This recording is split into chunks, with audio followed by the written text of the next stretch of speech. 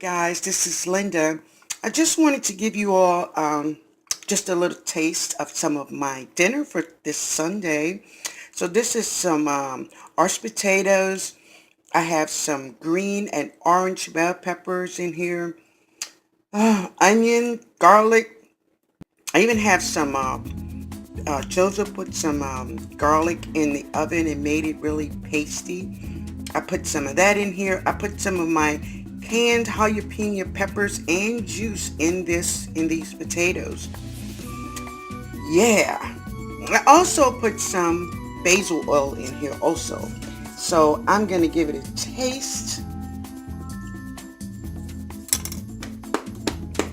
Oh, it's so good. And those peppers really give it a little snap there. Yeah, man. I love it.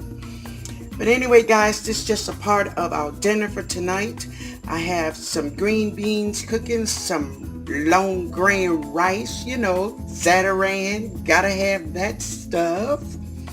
And we having some baked lemon fish. That's it, baked lemon fish.